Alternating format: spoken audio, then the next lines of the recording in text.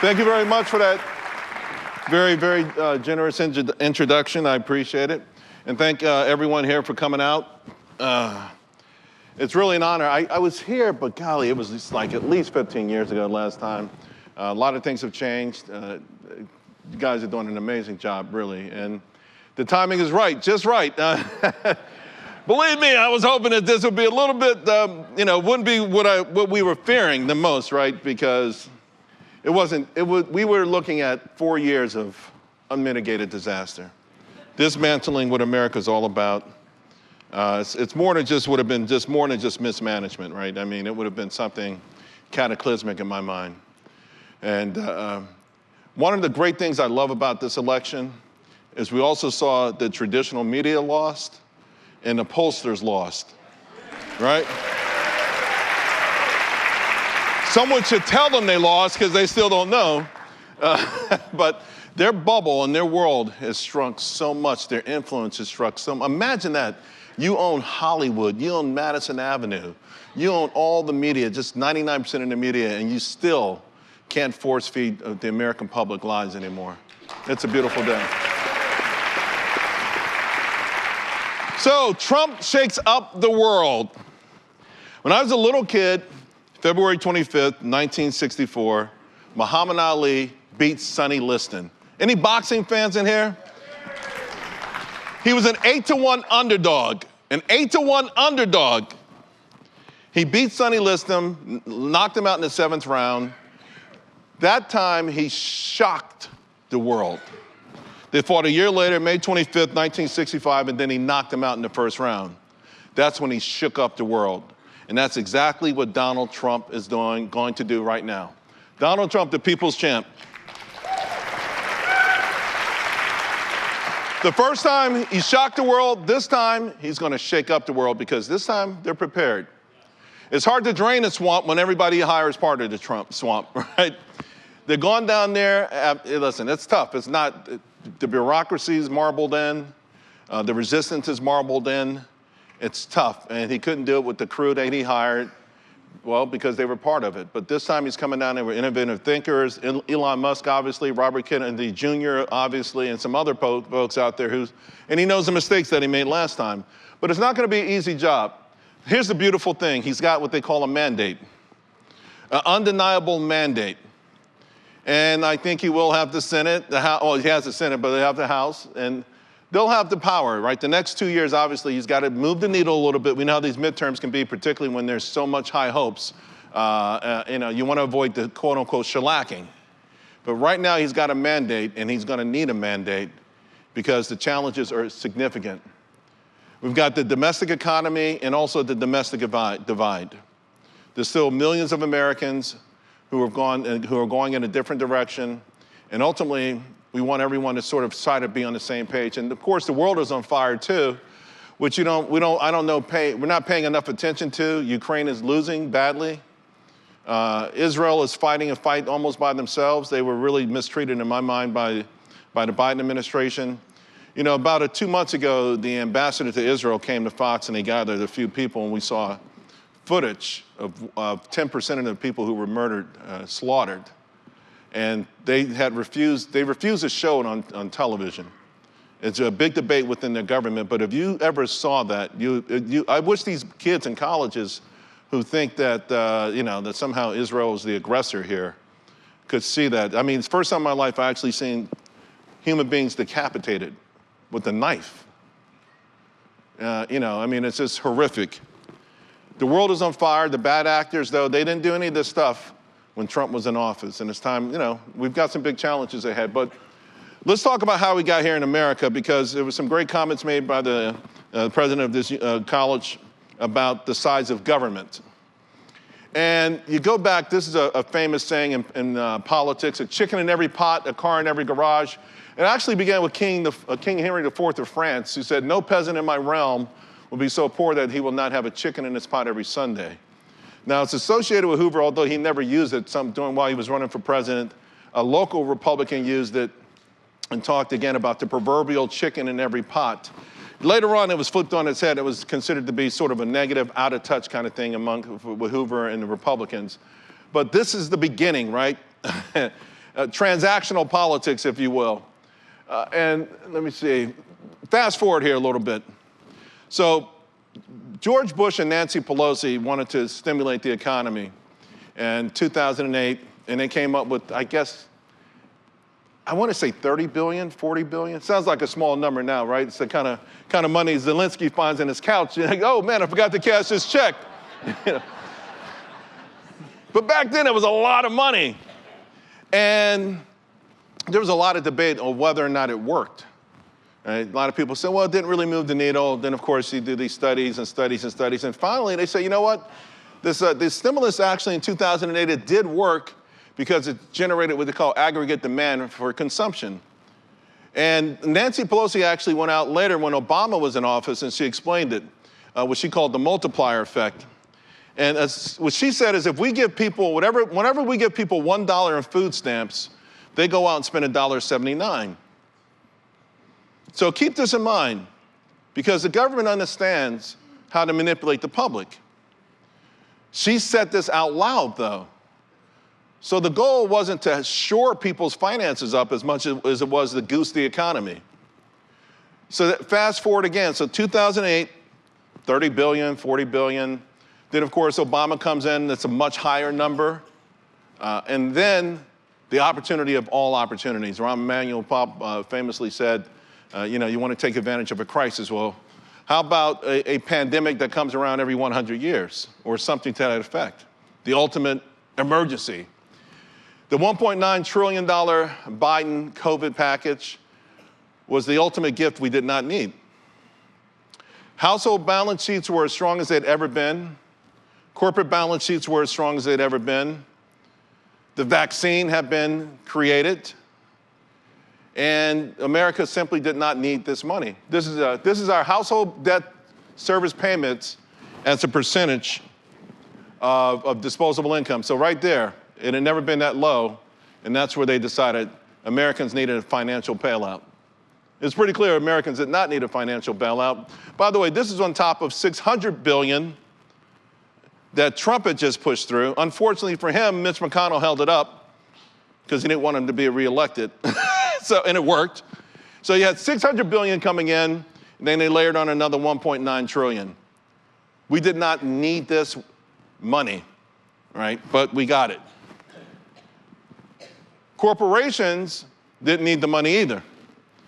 So you can see the arrow where corporations, their net worth at the time, and of course since then it's only gone significantly higher. So no one needed the money. Households didn't really need the money, corporations didn't need the money, but the money was pushed through anyway. This is what they understand, and this is what a lot of people don't get. Believe it or not, this is a beautiful report. It came out from Stanford February of 23. I love it. I advise everyone to read it. I was shocked it came out from that university. I'd always talked to people about our economy. I've always considered our economy a trickle-up economy, and that trickle-down, which is a disparaging comment, a way of describing typically Republican economic theory. It's trickle-up. Now, it was always easy to see it was trickle-up before the internet. The day after Thanksgiving, those Black Friday sales, and a gazillion people would give the mall the bum's rush. They run over security guards, kill people, fight each other, right? All to give the richest people in the world their money. Trickle up. We've always had a trickle up economy, but this was amazing in this piece because it specifically focused on that 1.9 trillion that was pushed through. And essentially what you have is they call a propensity to consume. Now, the bottom 40% of households do it immediately. So when the stimmy checks went out and those malls were packed, those are your bottom 40% of people. They couldn't wait to go out and spend it, $1,400. I'm not sure if you saw it here, but I saw it in New York and New Jersey. It was crazy. And of course, they're in these stores they shouldn't be in, Louis Vuitton and Gucci. Right? Why the hell are you buying a $900 belt buckle and you live in the projects? It's just... And of course, you know how people think. Remember, Nancy Pelosi already told us they know how to manipulate us. So if you go into the mall with a check from the government for $1,400, of course you're gonna spend an extra $500. Because normally this $1,400 would have come out of your pocket, so in your mind, you're saving $900. So yeah, it's wonderful when you start counting the GDP. Oh man, our GDP number was this, and the economy is that. And it shocked me how many Wall Street economists to this day go with this nonsense. And you don't know how many times I would have to correct my colleagues at Fox or Fox Business. I'd send emails. I heard you today. No, it was not a strong report. I know everyone's saying it was strong, but you have to look at the details of these reports. So the money makes its way up. Higher income levels, store owners, whatever, they get the money. They hold on to it a little bit longer, but eventually it all trickles up to the top 1%. They said it would take 5 years for the 1.9 trillion to find its way into the pockets of the top 1%, also known as political donors, right? And so immediately, this was our savings. By the way, they had this term, excess savings. I had never heard of it before. I thought it was just for white people. I'd never heard of it before. I was so confused the first time an economist said, Charles, we've got 2.1 trillion in excess savings. I was like, what? Like, we used to have like a coffee can with a few bucks in it. I never heard, anybody heard the term excess savings before? Well, we had 2.1 trillion in excess savings. I thought you had a savings account. I never knew you could have excess savings. That's a wonderful thing. So we had 2.1 trillion in excess savings. Well, of course, we're Americans. We shop till we drop. And they know we shop till we drop. And all of a sudden, these red lines, right? This is a drawdown on savings. We're spending the heck out of it as fast as we can. You know, at this period here, right around this period there, the richest person in the world became Bernard Arnault. You know Bernard Arnault? CEO of Louis Vuitton? Yeah. I mean, he was making a lot of money off those kids buying those belt buckles. So what did it get us? Well, inflation erupted. This is the part of modern monetary theory that they still can't figure out. If the government, according to folks who believe in this modern monetary theory, which was really pushed hard by AOC when she first got in office, and Biden had the chance to put it into play, Biden-Harris had a chance to actually say, forget about it, let's do it. We've got the ultimate emergency. So inflation rate erupts to 9.1%, a level it hadn't been in 4 decades. And I love now because as it starts to drift, economists come on, well, inflation's down. No, the rate of growth has slowed, right? But inflation is not down. There's your inflation right there. It's not down, not even by a little bit. This chart right here with the red arrow explains the election outcome on Tuesday. That one single chart. I get so frustrated even on Fox when we use this chart when we talk about inflation because this is the real chart. No other chart. This is the only chart we should use to talk about inflation. The cumulative impact on the American household, on the average American, has been devastating, absolutely devastating. It has screwed up the housing market so that you have so many folks with 4%, 3% mortgages. They're not going to sell their house and buy one with a 7% mortgage. So it's skewed that up. This has wrecked our nation. The American people told you it wrecked our nation on Tuesday, but before then, you could hardly get a professional economist who would acknowledge this. Obviously, politicians wouldn't acknowledge it, but this is what happened with the grand experiment with modern monetary theory. Also, what's happened as government has gotten larger and larger, and the financialization of our economy has gotten larger and larger, we have less velocity of money. This right here, to me, has been one of the most amazing things in history. Before, money used to circulate in our economy, everyone got a piece of the action, and then it sort of stopped, right at the beginning of the great financial crisis. And I think there's a lot of reasons for it, including what I call the financialization of our economy. I think online has a lot to do with it, but also just to sort of focus on big businesses taking over local businesses, or my neighborhood. When I grew up in Harlem, I worked since I was 13 years old.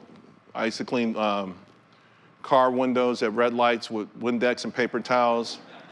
I did, man. I did that before the crackheads did it, man.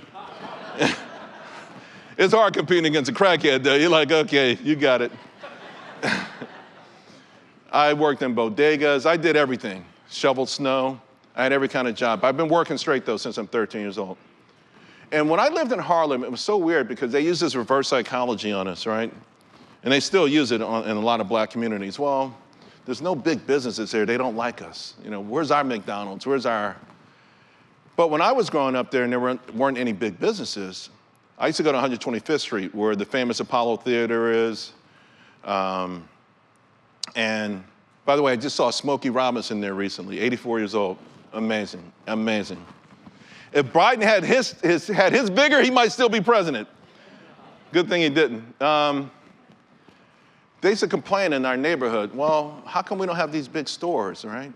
But what we had, you go to 125th Street, on all the different avenues, you had row after row after row after row after row of vendors, right? People selling things, jeans, whatever, albums, incense, all kinds of stuff. And I used to get my money and go down there and you haggle with them, right? 2 for $30, how about I give you 25 bucks, give me this, you know, but it was great. And so the person you buy the jeans from will go across the street and buy some record albums. The person from the record albums will go across to the restaurant and have lunch. The person that owned the diner would go across the street and do this. And the money circulated in the community. We have velocity of money. Now you go, H&M opens up. Whoa, look at this, a great big store opens up. Yeah, so every time we buy something there from H&M, it immediately goes to wherever I think they're headquartered in Scandinavia somewhere, or Spain. It immediately leaves the neighborhood. There's no velocity of money. So that's a big issue that's haunting us in this country right now. The financialization of our country, our economy, and our stock markets and our financial markets. It is taking over, it is swamping us. We have become so good at one thing, money making money. But money doesn't invest in factories anymore. It doesn't invest in education anymore. It has one purpose, money making more money. So here's an example of this financialization and how it's worked over the last few years. 1973, GDP 1.3 trillion. You go down now to 2005, 12 trillion. But you start looking at the other parts of this, right? The credit markets. In 73, the credit markets were less than about 170% of GDP. Look in 2005. A $4 trillion economy with a $41 trillion credit, right? 328%. Same thing in the financial sector, financial debt. Look at the financial sector debt. In 73, it was less than 10%. By 2005, it was 32%. This keeps going on and on. They're monetizing debt. They're making money from debt. They're creating ways of making more money. A lot of it's just borrowed time more than making money. Right? This is the sort of Damocles that's over our head as a nation. Give you a more recent example of that debt-driven prosperity. So since 2009, our debt level has gone up 200%. And isn't it ironic? Our GDP is up 200%. The stock market, if you put $1 in the stock market in January of 2009 into this year, reinvested the dividends, you'd be up 750%.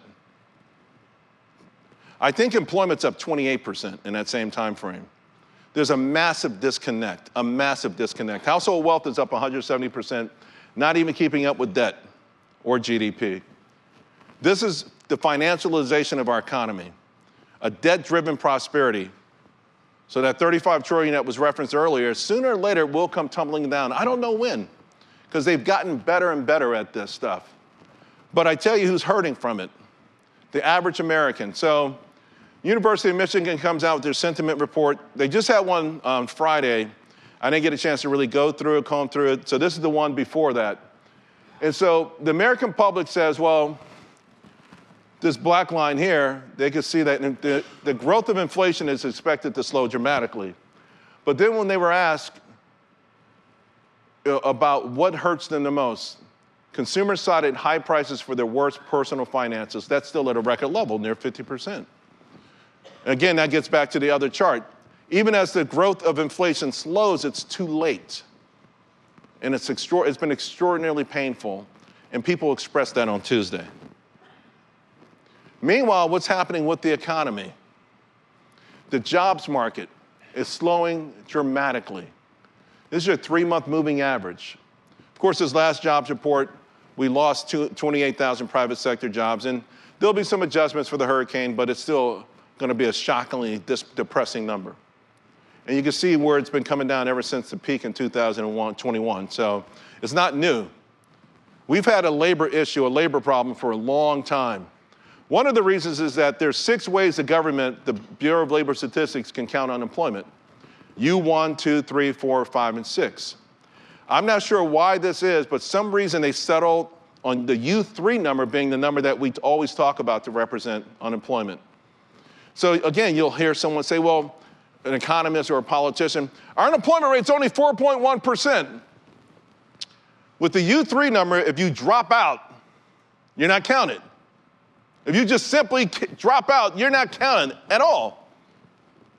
But you exist. 8 million American men have dropped out. 8 million. They don't count them at this 4.1% number. They live, they exist, they have to eat. Many of them live in desperation. They expressed that on Tuesday. So this unemployment number, again, is just so phony baloney, it's ridiculous. It really is. Thanks. Wages are also slipping. The growth of wages are slipping. So this is the employment cost index. This is a quarterly report. We got one last week. And they have what they call unit labor cost. And that number is really starting to slip faster and faster. And I really worry because we're just now starting to use AI. This is even before AI. We're starting to slip faster and faster. Last week when Google reported their earnings, one of the most fascinating parts about the whole earnings, they said 25% of all their new code was written by AI. We just spent the last 10 years saying, teach girls how to code. Teach factory workers how to code, you know? Well, maybe not. So again, you hear a lot of Wall Streeters, a lot of economists say the economy is great, look at productivity. Well, productivity is a euphemism for we need fewer people. It's fantastic for corporate bottom lines, but it's not necessarily a good thing for the American public. So here's the thinking, and this is what's been happening lately, the wealth effect. Stock market goes higher, rich people buy stuff. Right now, the top 20% of Americans do 40% of the consumption. They're buying things, you gotta hire people. You hire people, the economy looks great, stock market goes higher. I tell people the fix is in. The fix is really, really in. Passive investing, people get paid every week, money goes into their 401k, that money automatically is invested in the stock market. Typically, it goes proportionality, so the strongest, biggest, strongest stocks, that's where the lion's share of it will go. Well, guess what? If all that money's going into these stocks, they remain the strongest stocks. They lift the market goes up, more people want to be in it. It's a heck of a positive feedback loop. And if that starts to get a little shaky, something happens and the Federal Reserve comes in and they become friendlier and more accommodative. And they start to put money back into the economy. And if that's not enough, the federal government will come in and swoop in. The fix is in. If you own stocks, the fix has been in. But a lot of people either don't own stocks or they don't own a lot of stocks. Here's the dilemma for President Trump. And by the way, did you guys know that every speech I gave this year up to June was based on Germany? Because Germany is the ultimate cautionary tale for Americans. The ultimate cautionary tale for Americans. What Germany did to themselves is mind-boggling. You've never seen economic suicide on this scale before. If you think about Germany, and I talk about this place in Germany called Swambia.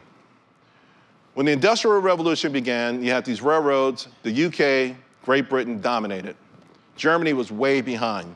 But there was a small area in Bavaria called Swambia where they had this tremendous work ethic. We call it, right now, it's the Protestant work ethic. They were very religious. They became very frugal because they were poor. It was a poor region. They saved their money. They didn't squander it. They believed in hard work, and they started to invest in themselves.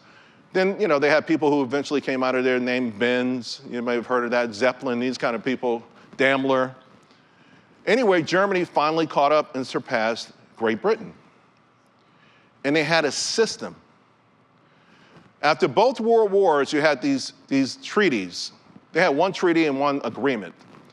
And ostensibly, they were to stop the German war machine, the Treaty of Versailles and the Potsdam Agreement. But if you ever look at these things, they were really designed to stop them industrially so that the rest of Europe could catch up. And still, Germany came out ahead. So this mighty German economy, where people around the world pay premium for these products.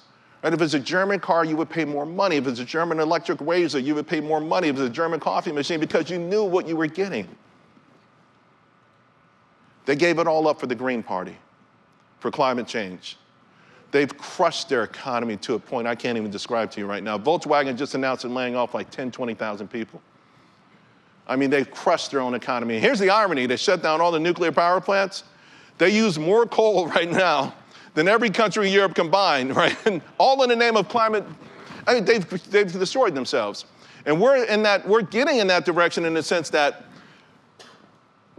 fiscal policy, people get addicted to free checks. Believe it or not, people like what they think is free money.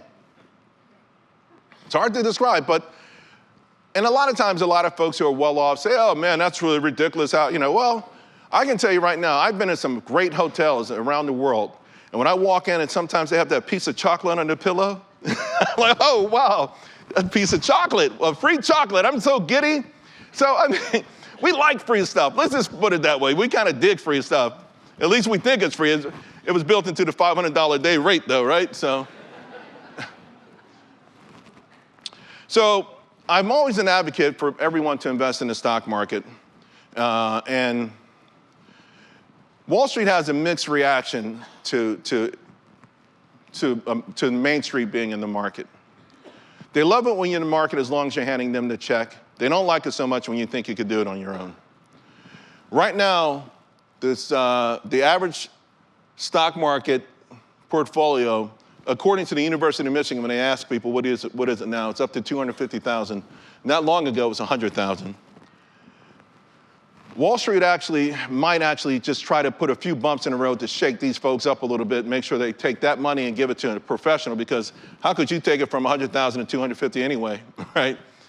And here's the thing we've got to keep in mind. Despite the fact that we have greater percentage of people who own stocks than ever before, we still need more. I still would like to see more people in the market, but also remember this, the top 10% of Americans still own 93% of the stock market. Again, that's the wealth effect. And they've gotten better at manipulating the stock market. So these spikes are your bull markets, right? These are years that go before the last 20% drawdown. And you can see in recent years, it's just gotten better and better and better. They perfected it. So the crashes happen, everyone licks their wounds, they bail out Wall Street, they go back to the drawing board. How can we perfect this thing like Constantinople or something? It becomes impenetrable. These are your returns from the first 2 years after a new bull market. So again, you can see back in the day, 57, 62, 43%, 52%. Starts getting a little bit better, but then the last two bull markets after the first 2 years were up 93%. And this bull market's on its way. They perfected the financialization of our stock market. It's really remarkable. It's really amazing. But it's coming at the expense of something else. It's coming at the expense of building America, rebuilding America. It's coming at the expense of really educating our kids. It's enriching a handful of people, and there will be a massive revolt. Tuesday was an example of that. There will be a massive revolt if somehow, not taking this from folks, but finding out a way to reinvest in America in a smart way. I've got great, great hopes that Trump, Elon Musk, and the rest will do that. I really do. Because whenever they brag about how quickly our economy has come back versus all these other countries, I mean, first of all, they're comparing us against Europe. They've already gone down this path. We should not brag about having a quicker recovery than European nations or Japan. These places have shot themselves in the foot They're not coming back. They'll never see the glory they had before. They've had open borders for too long. They've had welfare states for too long. They've gone to war with their most creative people. That's why their most creative people come to America to start businesses. And then on top of all of that, they have the fertility crisis. You can't buy a pizza in Italy from an Italian. You're going to buy it from someone from Morocco or somewhere else. They just don't have the people. Hungary doesn't have the people. Those nations are dying. Japan will go from 120 million people to 80 million people. Already they sell more adult diapers than baby diapers. Part of that is a cultural problem that we have to figure out here in this country. 20 years ago in Japan, a professor came up with a term called grass eaters. And what he noticed is that these young men refuse to be like their parents. Japan, famous for their work ethic, 2-hour commutes both ways to work for the same company for 50 years. They didn't want to do that. Instead, they wanted to play video games all night and sleep all day. And now they're at the point where they identify. They're the person on that screen or the creation on that screen, not themselves. 30% of the men there, 30 and under, express no interest in sex at all. Not with anyone. Men, boys, girls, they don't care. They're not interested in it. President Xi of China last year, who understands this stuff, because, for him and for China, they feel like they were robbed by Westerners. And anytime they bring up the opium wars, you know what they're saying.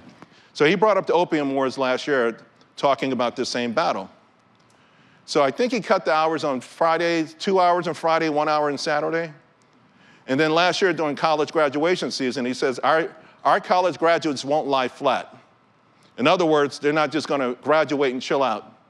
Now, there was some pushback. A lot of those kids graduate, they had the cap and gown on, and they're laying on the ground flat, But the point is, he knows that it's an issue. It's an issue here too. So you layer on top of that income inequality and inflation, all of these things we have in a much more in abundance than they do in Europe. So while we can brag about how quickly we recovered, it hasn't been that great. So this is what I'm excited about. I'm excited about the new Gilded Age. Now, in my recent book that I just published in October, I have a chapter there on the Roaring Twenties. And as I was thinking about the book, the parallels seemed perfect. Coming out of the Spanish flu, coming out of COVID, coming out of a world war, coming out of the war on terror. There was a big depression in the early 20s. We had a big depression, right, when the COVID first hit. But now I'm really starting to think the parallel might be the Gilded Age. And if so, it could be amazing. Now, many have heard President Trump talk about William McKinley a lot. William McKinley is getting a second look. He's getting a second look in part because of the industrialization that he used. Obviously, he used tariffs. That was a big part of his fight. But he had the gold standard. He held back on antitrust enforcement. In other words, he let free markets rule. William McKinley is getting a nice second look. And I'm doing more research on this, but I think this is going to be the parallel that we want. By the way, after McKinley, Republicans won the White House. In the next 30 years, they only lost twice. He created an era coming out of that period. In 1893, even before he was president, we had the Chicago World's Fair, which for me was the introduction of consumerism. Ferris wheel, skyscrapers, the White City. If you ever get a chance to study any of the World's Fairs, that's the one you want to look at. So I'm thinking about Trump and the new Gilded Age. The Gilded Age, known for rapid industrialization, economic growth, political corruption. Sounds familiar. Issues, race, ethnicity, immigration, labor, women's rights. Sounds familiar. Notable figures, John D. Rockefeller, Andrew Carnegie, Cornelius Vanderbilt, J.P. Morgan. We've got Elon Musk, Mark Zuckerberg, Jeff Bezos. The similarities are really, really eerie, really eerie. And one of the things that kind of got me thinking about this even more, I have this habit, I write every single day for my subscribers. I have my own research firm, and I also write, obviously, for my show. And I'm always thinking like these phrases we use, like autopilot. If you ever get a chance to study the origins of the term autopilot, it's phenomenal. Some guy takes these gyroscopes that his dad created for the Navy and puts them on planes. And he's at the Paris Air Show, America goes last, he's flying by, and he takes his hands off the steering wheel. That was the first autopilot, and everyone loses their mind. So recently I was thinking, wow, the market and the economy feels like it's on Easy Street. So I start digging in, where is Easy Street? So this is the first time it was ever recorded use, the use of it. But what's so ironic about this, right? If you inquire where he is going, he will say, up on Easy Street to see Miss Comfort.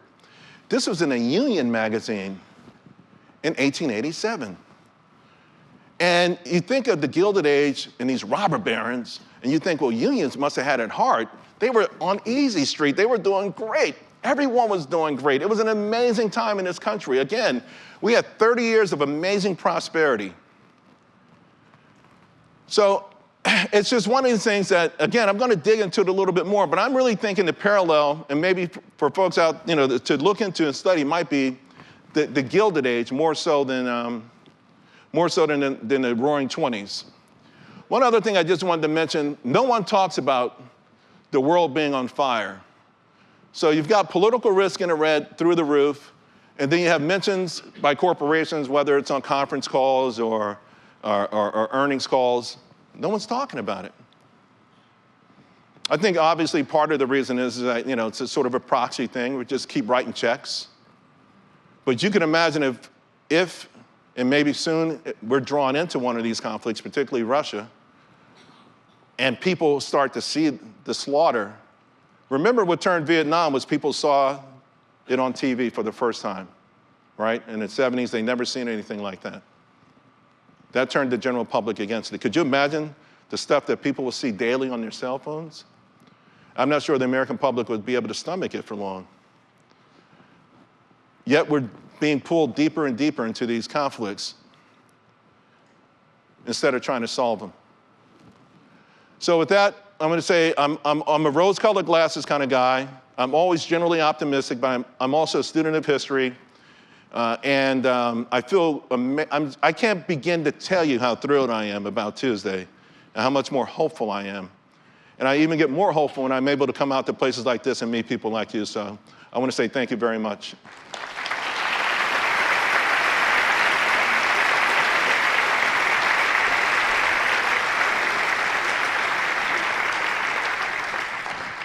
We're going to do some Q&A. Yeah, thank you, Mr. Payne. We do now have some time for Q&A. If you have a question, please make your way to a microphone. Student questions will be given preference, and good questions will be considered for extra credit.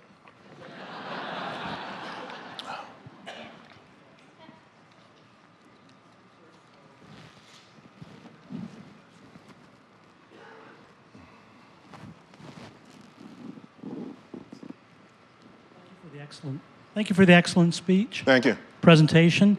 So I guess now that we have a changeover at the top of the ticket, what would you recommend that President-elect Trump does, like in the first 30 days? Any executive actions, maybe 2 or 3 things he should do? I think there's a list. There's a couple of lists floating out there. I'm not 100% sure what he can do through executive action or not. So I'm not sure what the list would be. Except let's go ahead and anything that was designed specifically, I think he's going to do something in oil, obviously, right? I mean, that's the no-brainer. It was funny during the debate when Harris talked about the Biden administration opening up all this land. Yeah, the fine print, though, was really interesting. Like, the lease went up 400%. The cost to carry the oil went up 1,000%. Like, yeah, you open it, wink, wink. Yeah, so I think the first thing he's going to do, obviously, drill, baby, drill. So any executive order aimed at the fossil fuel industry. And then I think some of the just more nuanced, dumb things designed to keep us at odds with each other will probably be out of the way. I think he'll put some people in position because, again, the clock is ticking. He doesn't really have 4 years. He's got to do a lot in 2 years. Those midterms will last. Remember, this is the first time an incumbent the incumbent has lost in America 3 elections in a row since the 1800s. So the clock is ticking, and Trump knows it's ticking. So they've got to hit the ground running. But I think the very first thing will be that he'll address is in the petroleum area, fossil fuels. Thank you, Mr. Payne. I'm interested in human ingenuity. I'm wondering if you'd be willing to share more with us about how you worked yourself up through pretty adverse starting and with American freedom. Did you have mentors or luck or hard work, or what was it? D, all of the above. I had a beautiful life growing up as a kid living on army bases. You know, my father was in the Army. I was born in New York. We moved to Pittsburgh. After that, we moved to Germany. After that, we went back to Pittsburgh. No, I'm sorry, we went to New York, Pittsburgh, Texas, then Germany, back to Pittsburgh, then Japan, back to Texas, Alabama, North Carolina, and Virginia.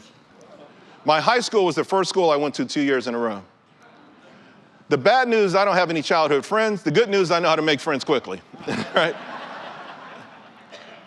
A lot of things in my life, in terms of mentors, it's really interesting because they weren't necessarily mentors at that specific time, like my grandfather and my grandmother.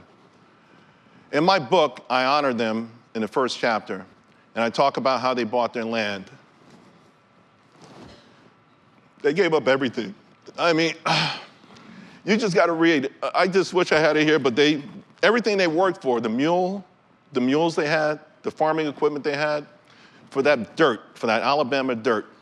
And it was hard for a black family to own a farm in 1952 without taking a lot of heat. And I read later where the guy they bought it from actually was tricking a lot of black farmers and they took the land back. And I didn't appreciate it as a kid. You know, I was like this little bratty ass kid. I didn't like the outhouse. I didn't like the fact they didn't have running water. And I didn't know until, I used to even look at my grandfather's shoes. He had one pair of shoes and they were turned up at the toe. And I didn't appreciate that until I became a man, until I had to pay bills, until I had kids, you know what I mean? So it's weird when you talk about mentors, they were mentoring me. I didn't even know it at that time.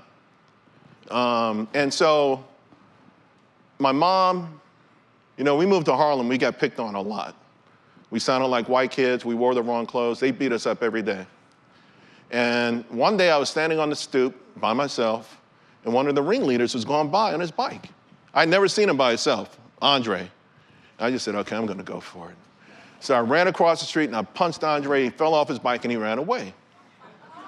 And I always tell people, if this was a Disney movie, the credits would have went up and we'd have lived happily ever after.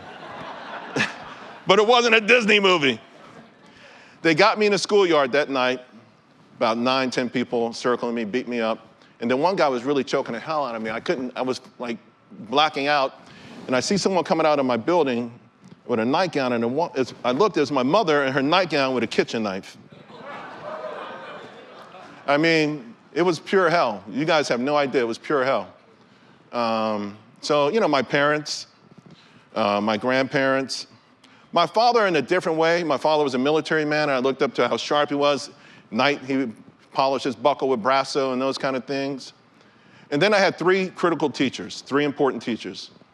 Mrs. Flood, I had a serious speech impediment. I still have a speech impediment. I'll switch words and skip over words all the time. And so one day I remember Mrs. Flood, and my mom was in school, you know, a parent-teacher meeting, and I was so nervous because we used to have to read out loud in her class. And I get just close enough to eavesdrop, and she says, you know, Charles, when we're reading out loud, he'll get to a word, and then he'll change it because he can't pronounce the word. She says, you know how brilliant he is to be able to do that? I was like, I am? So Mr. Austin and Mrs. Galati. So I think you got to have at least 1 or 2 teachers in your life, these kids, that touch their lives. And then again, with the mentorship, it was weird. I didn't have a mentor per se at the time, but my parents and my grandparents were my mentors, and I started to appreciate them and build off their strength as a man. So, yeah.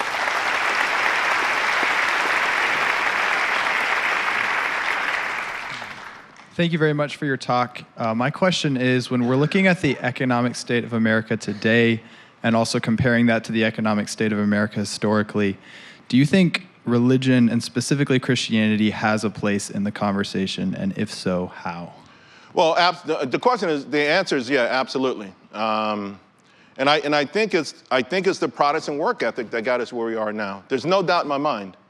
And it's still lingering out there, but there's been a war against it. Right, and it's fashioned in so many ways, the life balance, those kind of things. These, where people are encouraged not to work, encouraged not to sweat. But there's no doubt it's played a massive role in how we were able to get to this place in such a short period of time. I talk about how there was Swambia in Germany. There's also a little region in Sweden called Småland. And in the late 1800s, the king went there, and he marveled. He gave this speech about, wow, you folks, this is the most barren, hardest place to live in Sweden. And yet you have figured out a way to become prosperous. And it was all, first and foremost, very religious, believe in God, hard work, save your money. And businesses came out of there. One that you probably heard of is called IKEA. Right? So I think it's played a role. I think it's playing less of a role, although there's a resurgence. I'm going to do a show soon based on a Christian investing show real soon. So I am seeing it with more CEOs, and again, not necessarily afraid to talk. I mean, if some of these CEOs weren't afraid to talk about some other things, so it's about time. Come out the closet if you're a Christian, right? So it's played a role. I don't think we would be the greatest country in the world if it wasn't for the Protestant work ethic and our strong belief in God. But it has diminished, but I think it's got to be essential if we're going to remain number one in the world. Okay.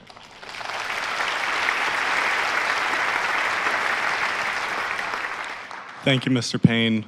President Trump has repeatedly said that he would impose a 20% tariff on countries with an additional 60% tariff on China's.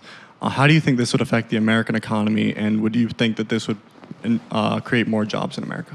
Well, the idea is, I'm glad you asked, because one of the reasons I think McKinley is going to become more well-known is because he effectively used tariffs. By the way, we also used tariffs at the 1922, that recession that I talked about, which was a great recession. It was short-lived. It was the Fort Norrie-Macomber tariffs. And here's the thing, and the folks at the Wall Street Journal hate this, right? But listen, this old school conservative orthodoxy about everything we do should be to benefit the bottom line of corporate America, that's out, right? That's out. And both parties have been able for the last few decades to fool their voters. The Republicans getting folks in the heartland to go along with policies that sent their jobs to China, and in return we got fentanyl. And liberal politicians able to fool black voters into this, hey, you know what, let government take care of you kind of stuff. And so I think it can work for many reasons. And a lot of people go back and say, well, it didn't work in the Great Depression. Our economy was roughly equal to Europe. Right now, our economy is here, Europe is here, even China is here. We don't use our strength. We don't use our weight. We're so weak. We're talking about a heavyweight going against a welterweight. Yes, maybe the welterweight will get a couple of punches in, but the heavyweight will knock this person out, and the welterweight knows it. I've already predicted before the election that China is going to come up with I'm calling it Trump's Iranian hostage deal. Anyone remember the Iranian hostages? 444 days. They let them go. January 20th, 1981, the day that Ronald Reagan was I think by Inauguration Day, China was going to make some major concessions before then. China's economy is reeling. They are in desperate trouble. They mismanaged the one-child policy. They mismanaged the COVID policy. Ripping off other countries doesn't work. Companies have already started to leave. The first Trump presidency crushed China, crushed them. It sparked the onshoring phenomenon in this country. It helped Vietnam, it's helped Mexico, it's helped India, it's helped India tremendously. So I do think it will work as a diplomatic, as a negotiating tool, but also to bring jobs back to America. I think it'll work.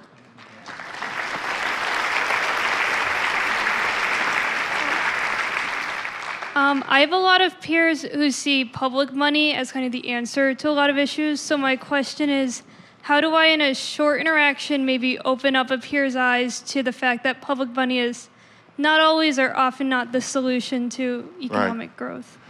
Well,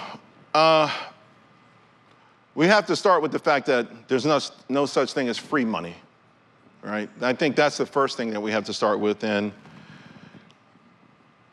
your peers, what are the things they complain about? The cost of college. Well, government interference was there with President Obama kicking out the middleman, saying we'll take care of all these loans. We'll essentially just rubber stamp them. What happened in the meantime? Tuitions went through the roof. Campuses got beautiful, but college is now extraordinarily expensive. What are we dealing with right now? Government puts trillions of dollars into the economy. Yeah, you went to the mall a few times. Maybe you went down to Mexico for spring break. But now you're dealing with, you can't even find a place to rent. You need 3 roommates. So they're paying for it right now. They just can't connect the dots. You have to help them connect the dots. It's not a lot of dots. It's 1 dot, okay. They put trillions in, and you can't afford a ham sandwich. That's it, just 1 dot, I understand indoctrination, and it's been going on for years and years, and it's not always easy to get people to change their minds, even when they're suffering from the very policies that they champion. I've had friends. I would have this debate with friends of mine, like Obama when Trump was in office. I say, he's doing a lot better than Obama. So, and then the answer would be, yeah, but I just kind of felt better when Obama was in office. Felt. I mean, well, next time you get a bill, don't send a check in, send a note. I'm feeling good, passing it on to you. It ain't gonna work. It ain't gonna work. But the good news, I really believe, if you look at these exit polls, people are waking up. They're waking up. Now, the other side is not gonna lay down. They own all the megaphones still, right? And so this is it. But I think if you just say, hey, your life is so much more expensive. I mean, people complain about their parents could buy a house at 28 years old and their grandparents. You know who bought most of the houses, the average age of home buyers last month? 56 years old. Tell your friends, tell them that. That's what happens with free money. It messes up everything, and the only people who benefit are the rich people and old people. Tell them the old people. We have time for one more question. Thank you, Mr. Payne. I appreciate your enthusiasm. I'm interested in comparing the late 70s and early 80s with the situation now. And of course, in the late 70s, we had the stagflation, high inflation, and slow economic growth. And if I'm correct, Paul Volcker tightened the monetary policy in order to clobber inflation, but that took a while. Right. In fact, the first couple of years of the Reagan administration, he was really hurting. I mean, the country was hurting, right, and he was hurting politically. Right. And just this week, the Fed reduced the interest rate, which would seem to me to be the opposite of what had happened under Volcker. Yeah. And isn't that going to make it even harder for everyday people to deal with inflation?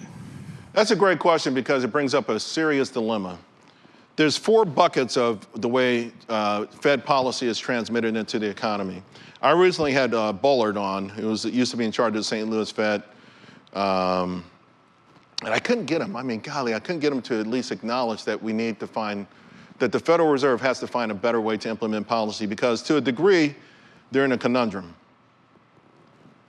Again, it gets back, when you have the federal government, Inflation Reduction Act, this act, that act, we're paying corporations with $50 billion in the bank, billions of dollars to open factories here. It just doesn't make sense. So when you have this massive force, this inflationary force on one side that they can't tame or control, it makes it even harder. But here's what's so interesting about what's happening right now. So I tell you the top 20% of households are doing 40% of the consumption. So retail sales numbers come in and they're higher than expected. So you say, well, golly, there's a reason that the Fed should hike rates. CPI comes in, inflation read, and it's higher than expected. But when you look at the categories, what's at the top? Home insurance, auto insurance, rent. And the reason I bring this up is the Fed trying to crush the economy to bring down inflation, the folks who are driving it aren't going to be as hurt as the ones who are suffering from it, because the average credit card interest payment has gone from 15% to 23%. Now, if the Fed puts it to 25%, the bottom 75% of American households are going to be just crushed even more. In other words, the Fed has won the war against the bottom 75%. They've won the war. We surrender. Look at delinquency rates. They're through the roof. You won that war. But the problem is there's just been so much money. As, you know, you ever think about this when we say we're paying $1 trillion a year in interest on our debt? Who's getting it? And what are they doing with it? Right? So you've got this money still gushing in between the federal government and ultra-wealthy folks who are getting paid. Every time interest rates go up, they make more money. They're going out, they're keeping the retail sales higher, not even using principal. So it's a conundrum. I don't know how to get around it. I do believe Powell, well, this last one was really a doozy. I think obviously he was really late in the beginning. I think he was too tepid. They waited too late. They started a 25 basis point hike, then 50, then did 4 75s in a row. They should have just came out with 75 and crushed it. That's hindsight. I don't know. I'm trying to learn. I don't know exactly how he can fight inflation that's being driven by 25% of the population in the federal government, but he's already defeated everyone else. So we're going to continue to punish people who are already getting crushed, who are already missing home payments, who already saw the credit card rate go from 15% to 23%. They're not spending. It's not them. It's not them. I don't know what the solution is, though. And Paul Volcker, Jay Powell says that Paul Volcker is his idol, that he loves him, he wants to be him. And, you know, part of his job is completely out of his control. But I also think that there's so many egos there, too, you know, particularly these economists. He's not a trained economist, but it's one of those things I'm just not sure the answer is, you know. Also, another wild card is a jobs market, the labor front. Our jobs market is in trouble. It's really an unmitigated disaster. And 4 Fed meetings ago, he more or less said, unfortunately, our Federal Reserve, our central bank has a dual mandate. No other central bank has a dual mandate: inflation and full employment. So he wants to focus on full employment because historically, when the unemployment rate, the U3 unemployment rate starts to go through the roof, it doesn't stop.